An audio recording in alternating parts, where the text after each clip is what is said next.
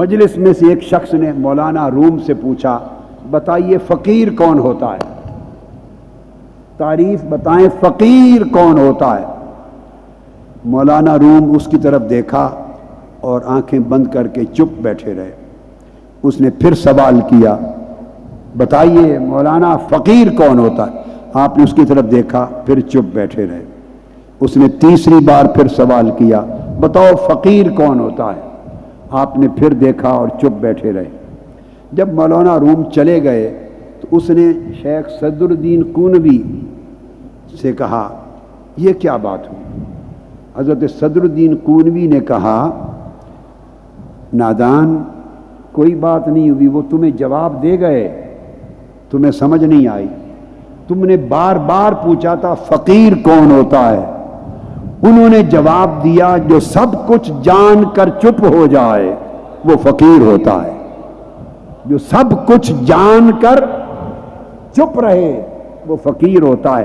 جس کے پاس علم کا سمندر ہو اور وہ سمندر چپ نہ ہونے دیتا ہو، وہ سمندر اندر موجیں مارتا ہو، بلانا چاہتا ہو کہ بول اور اپنے علم کو ظاہر کر اور بتا دنیا کو کہ کیا کیا علم کے سمندر تو نے پی رکھے ہیں، علم کے سمندر کھول رہے ہوں اور وہ فقیر ہو گیا ہو اور وہ زبان کو بند کر لے، خدا کی معرفت حاصل ہو گئی ہو اور زبان سے راز نہ اگلے، چپ رہے، اسے فقیر کہتے ہیں۔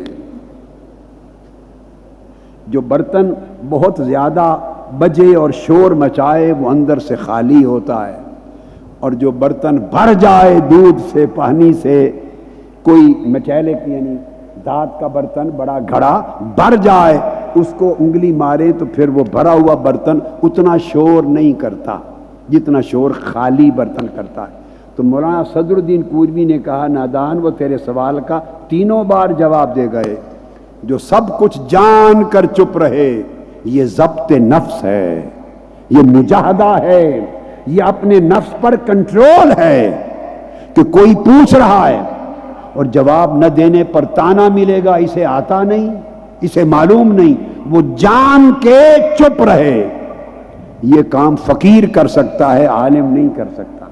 اور پھر جو یہ ایک اینگل ہے بات کا، ایک اینگل ہے۔ اب دوسرا یہ حضرت صدر الدین کونوی نے سمجھایا، اور ایک دوسرا اینگل بھی ہے، وہ یہ کہ اس نے 3 بار سوال کیا، آپ نے جواب نہیں دیا۔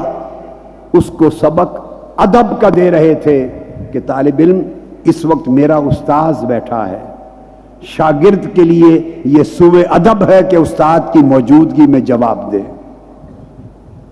میں بعد میں بتاؤں گا، یہ ادب بھی سکھا گئے اور فقر کا معنی بھی سمجھا گئے۔